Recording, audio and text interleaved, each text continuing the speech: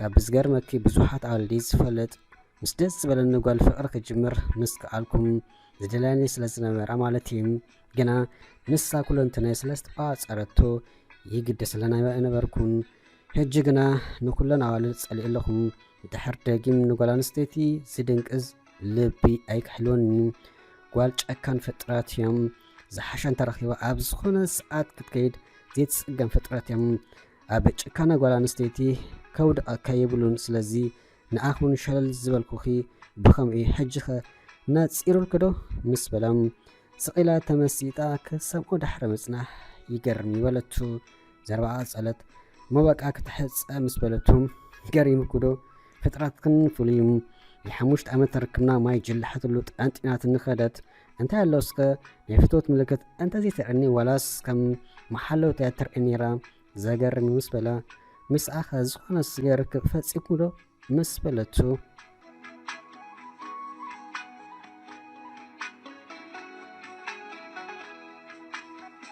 ወይ ስጋ ይርክብ ክድሓቂ ሓደ ጊዜ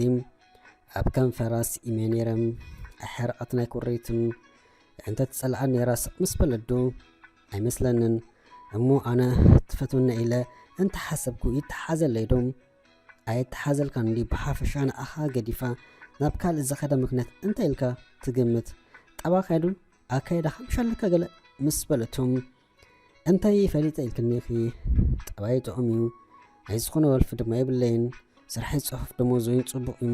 ምስ ሰባ ዘለና ኣቀራርባውን ምስጉን እዩ ዘምፃኣኒ ገድ ዝኸይድን ኣብዚኤቱን ነገር ድማ ኢደይ ዝኤቱ ሰብ እየ መልክዕ እንተ መጺኺ ከምዛ ተርኢኑ ዘለኺ ምናልባት ቁመት እንተኢልና ድማ ኣይ ዝሓፀር ከም ዝኾነ ይሰምዕ እዩ እንታይ ፈሊጠ ኢልክኒኺ እቲ ኣመና ሓሎይቲ ኣኒዕቕን እንተኾይኑ ንሳ ትንገረን እምበር ምስ በለም እሞ እንታይ ጸገምኪ ኢልካ ሓቲትካ ዶ ኣበይካ ሓታ ኢልክኒ ድሓር ከዓ ኪኒ ሕውነት ከም ዝጥምታን ዝፈትዋን ኣጸቢቓ ትፈልጥ እያ ምስ በለም ይገርም እዩ እሞ ዝኾነ ናይ ሕነ ስምዒት ኣይተሰምዓካ ምስ በለቶም ዝተኸኣወ ኣይሕፈስን ድሕር ማይ ናብ በኣቲ ትርጉም የብሉን ውሽጢ ተቓፂሉ እንከሎ ሓፂር መልእኽቲ ሰዲደላም ጻዕዳይ ጽናሕኺ ኣብ ሕይወት ክጽቡቕ ዘበለ የጋጥምኪ ድሕር ሕጂ ናተይ ናትክን ነገር ትውድኡ ክትረኽብኒ ከይትፍትኒ ሰላም ሕይወት ይምንልክለ ፋይል ኣጺም ሕነ መፍዳይ ናይ ድኹማት ኣተሓሳበ እንኳ ኣነ ኣበድልኳ እምበር ንጹሕ ልቢ ፈጣሪ ዝሓይሹ ዝፈጥረሉ ስለዚ መንገዲ ሰላሜ መሪፅ ኣላ ምስ በላም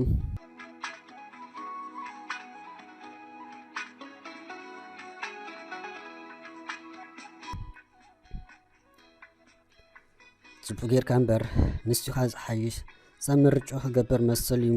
ዝኾነ ሰብ ድማ ንስምዒት ወይ ንገዛእ ርእስዩ ክቋፀር ዝኽእል ወይ ዘለዎ እምበር ንካልእ ሰብ ኣይኮነን ሕነ መፍዳይ ድማ ከምቲ ዝበልካዩ ናይ ድኹማቱ ግና ኣደንጊጽካኒ ብጣዕሚ ኸ እምበር ምስ በለቶም ደንጊጽክለይ ዶ ዝሓበኒ መቕባሊ እምበር ብዝኾነም ኣብታ ትቕጽል ፊርማታ ክወርድ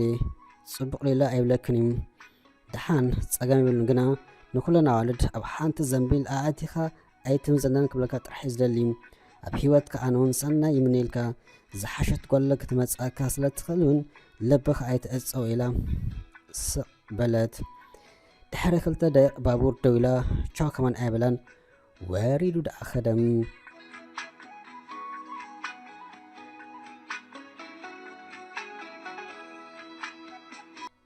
ድሕሪ ገለ መዓልታት ኣጋጣሚ ኣብ መንገዲ ተራኸቡ ረጊጹ ሓሊፉ ሓሊፋ ገለ ስጉምቲ ምስ ሰጉሙ ክልቲኦም ብሓባር ደው በሉ እሞ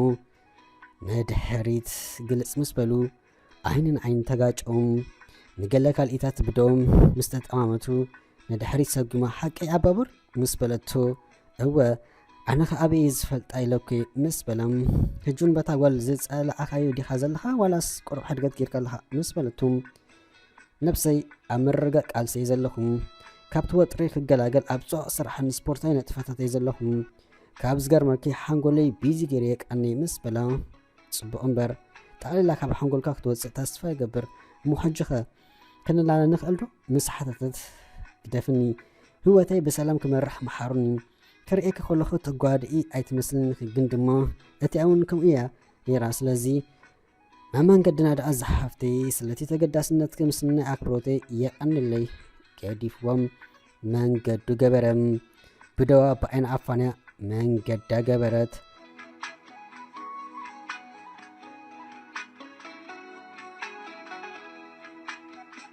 ካብቲ ዘገርም ድሕሪ 2 ወርሒ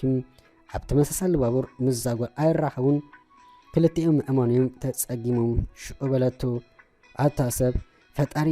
ብኣይ ገይሩ ድኣ ሂወትካ መስመራ ከተሕዘደልዩ ይኮን ምስ በለቶም ኣይመለሰላን ገና ክትብል ኣይመረፀትን እሞና ዛጓል ረሲኻ ዶ ዋላስ እንታይ ንስሕ ሕጁን ከይሓሰበት ኣብ ጎኑ መፅያ ኮፍ ኢላ ዘላ ጠቕላላ ረሲእያ እንተይለኪ ሓሶ ጥራሕ ክኸውን ዝኽእል ግና ናብኡ ገፂም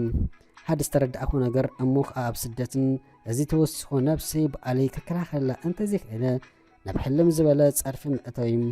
ነብሰይ ኣብ ፈቐዶ መስተንሓሻትን ካብ ምሕባእ ነቂሕካ ሂወተይ ምምራሕ ይሓይሽ ስለ ዝበልኩም ኣብ ጽቡቕ ናይ ለውጢ ኣንፈት ይርከብ ኣለኹ ምስ በላም ክሰር ኢልዋ እምበር ጅግናይኸ ከም ዝመስለኒ ዘይትክሰር ሰበ ከሲራም እሞ ኣብ ልዕሊ ኣዋልድ ዘንበርካይ ናይ ጽልዓት እገዳ ኣልኢልካዮ ዶ ምስ ሓተተት ከምቲ ዝበልክየ ንኩላቶን ኣብ ሓደ ዘንቢል ኣእቲ ክመዝነን ከም ዘይብለይ ተረዲእኒ ግን ድማ ተገዳስነት ኣብ ልዕሊን ኣሉት ሓደ ኮይኑ ዝኾነት ጓልጓል ኮይና ኣይትስምዓን ከኣለክም ኣስዮብ ሓደ መርኣት ዓዲ መልክ ግድን ክኸይድ ስለ ዝነበረኒ ባላይ ኣጻጺ ምሻሎ ሸኻኺረ ከይደልኪም ኣብቲ ኣዳራሽ ካብ ኣወዳት ኣዋልድ ይበዝሓ ነይረን ኣዶ ቃልዑካ እንተነበራ ዝበዝሓ ገና ምሻሎ ዳርጋ ሕጂ ዝጎበዛሞ ኢስራኤል ሓናድን ዝገበራይን ነይረን ይስእስኣ ገለ ድኽም ክብለን ከሎ ኣብ ጎኒ ዘሎ ኮፍ በሊ ኮፍ ብላ ግልጽ ኢለን ይጥምታንሞም ክዛረባኒ ይደልያ ግን ከምቲ ክብለክ ዝጸናሕኹ ናይ ተገዳስነተይ ሸውሓት ኣርሒቐ ግሒፈ ስለ ዘለኹ ገጽ ይሕበን ኣይነበርኩም ሽዑ እንዳወፃና ኣብ መወዳእታ 3 ሽኮሪናታት ኣዋልድ ክሓማኒ ሕልፍ ሓሊፎኑን